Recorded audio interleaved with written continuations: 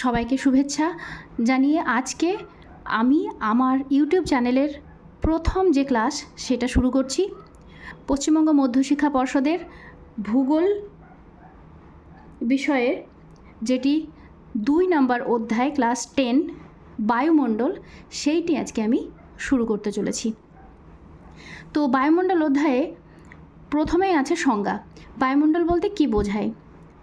বায়ুমণ্ডল হলো ভূপৃষ্ঠ থেকে ঊর্ধ্বে যে অদৃশ্য গ্যাসের আবরণ, অতি সূক্ষ্ম ধূলিকণা, জলীয় বাষ্প পৃথিবীকে বেষ্টন করে আছে এবং পৃথিবীর আবর্তনের সঙ্গে সঙ্গে আবর্তিত হয়ে চলেছে, তাকেই বলা হচ্ছে বায়ুমণ্ডল। অর্থাৎ একটা জিনিস আমাদের বুঝতে হবে যে বায়ুমণ্ডল হচ্ছে পৃথিবীর মধ্যে, এই আমাদের পৃথিবী, এই পৃথিবীর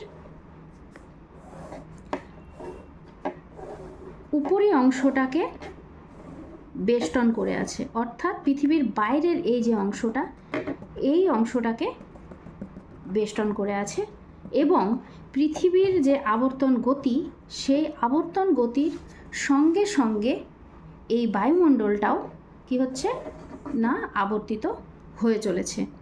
তো এটা হলো বায়ুমণ্ডলের সংজ্ঞা। এরপর আমাদের জানতে হবে যে বায়ুমণ্ডলের বিস্তৃতি কত। বায়ুমণ্ডলের বিস্তৃতি হচ্ছে, দেখো একদম টু দ্য পয়েন্ট এগুলো আলোচনা করব এবং তোমরাও পরীক্ষার সময় একদম পার্টিকুলারলি টু দ্য পয়েন্ট উত্তর লিখবে, তাহলে নাম্বারটা অনেক বেশি ক্যারি করতে পারবে। তো বায়ুমণ্ডলের বিস্তৃতি হচ্ছে ভূপৃষ্ঠ থেকে উপর দিকে অর্থাৎ সোজা উল্লম্বভাবে 10,000 কিমি। এটা হচ্ছে বায়ুমণ্ডলের বিস্তৃতি।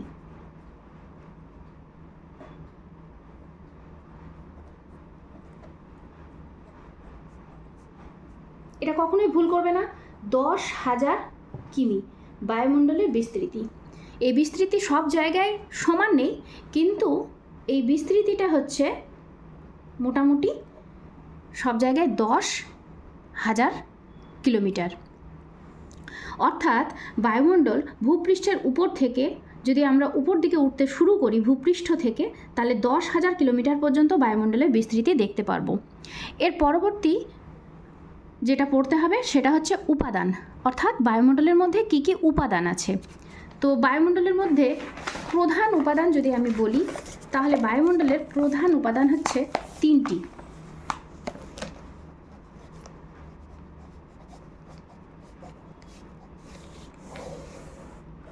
খুব ভালোভাবে দেখবে, বায়ুমণ্ডলের প্রধান উপাদান হচ্ছে 3টি। প্রথম হচ্ছে গ্যাসীয় উপাদান,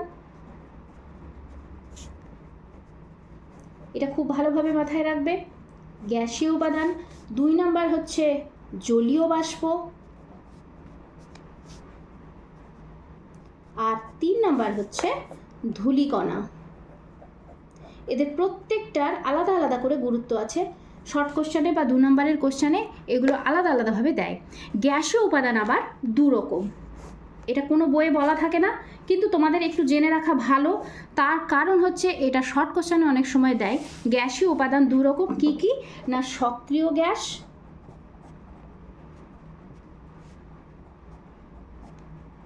আর নিষ্ক্রিয় গ্যাস।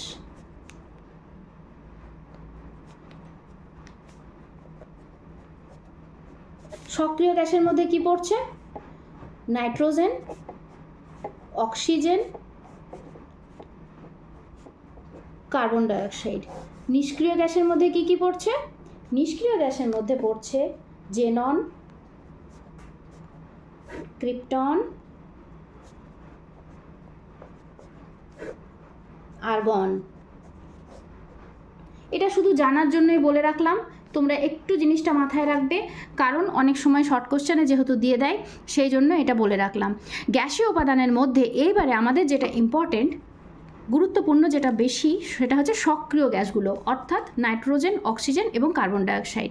আমাদের এই বায়ুমণ্ডলের মধ্যে সবচেয়ে বেশি পরিমাণে যে গ্যাসটা উপস্থিত রয়েছে সেটা হচ্ছে নাইট্রোজেন গ্যাস।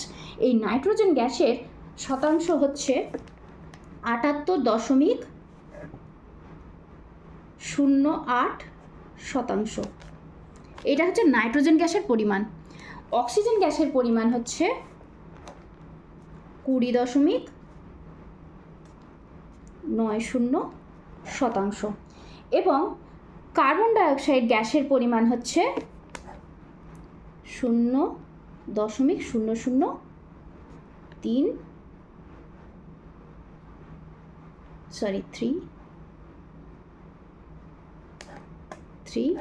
শতাংশ। তাহলে আমরা দেখতে পাচ্ছি যে কার্বন ডাইঅক্সাইড গ্যাসের পরিমাণ হচ্ছে খুবই কম, খুব সামান্য মাত্রায় কার্বন ডাইঅক্সাইড গ্যাসের পরিমাণ রয়েছে, সেটা হচ্ছে 0.003%। তো এই যে গ্যাসগুলো, এই গ্যাসগুলোর প্রত্যেকের নিজস্ব গুরুত্ব রয়েছে। নাইট্রোজেন গ্যাসটি আমাদের উদ্ভিদ জগতের জন্য ভীষণ প্রয়োজনীয়, অক্সিজেন গ্যাস আমাদের শ্বাস প্রশ্বাস চালানোর জন্য প্রয়োজনীয়, আর কার্বন ডাইঅক্সাইড গ্যাস উদ্ভিদ জগতের জন্য ভীষণ প্রয়োজনীয়। তো এই তিনটি হচ্ছে গ্যাসীয় উপাদানের মধ্যে আমরা প্রধান হিসেবে নাম নিই। এছাড়াও যে গ্যাসগুলি রয়েছে সেগুলো হচ্ছে ওজোন, হাইড্রোজেন, এই গ্যাসগুলিও কিন্তু বায়ুমণ্ডলের মধ্যে রয়েছে। ওজোন ও হাইড্রোজেন।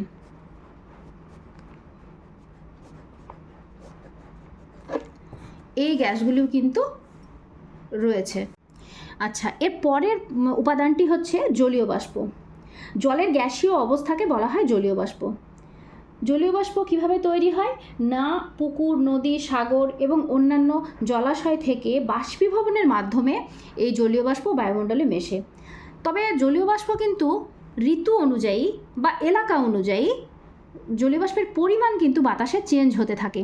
যখন বর্ষা ঋতু থাকে তখন বাতাসে জলীয় বাষ্পের পরিমাণ বেশি থাকে, শীত ঋতু থাকে তখন বাতাসে জলীয় বাষ্পের পরিমাণ কম থাকে, সামুদ্রিক এলাকা বা কোনো জলাভূমি এলাকা সেখানে বাতাসে জলীয় বাষ্পের পরিমাণ বেশি থাকে, ভূমি এলাকা সেখানে বাতাসে জলীয় বাষ্পের পরিমাণ কম থাকে।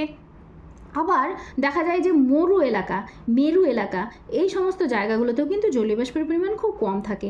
তো সেই অনুযায়ী দেখা গেছে যে জলীয় বাষ্প মোটামুটি 1.4 থেকে মোটামুটি 4% পর্যন্ত বাতাসে দেখতে পাওয়া যায়। এই পার্সেন্টেজটা বাতাসে হচ্ছে জলীয় বাষ্পটা দেখতে পাওয়া যায়। আর এই জলীয় বাষ্পের কাজ কি? জলীয় বাষ্পের কাজ হচ্ছে বাতাসে অবস্থিত বিভিন্ন ধূলিকণাগুলোকে আশ্রয় করে নিয়ে বিভিন্ন মেঘ, বৃষ্টি, শিলাবৃষ্টি, তুষার, কুয়াশা, শিশির, এইগুলো সব সৃষ্টি করা। এর পরের যে উপাদানটি রয়েছে সেই উপাদানটি হচ্ছে ধূলিকণা। এবার আমরা জানবো ধূলিকণা কি।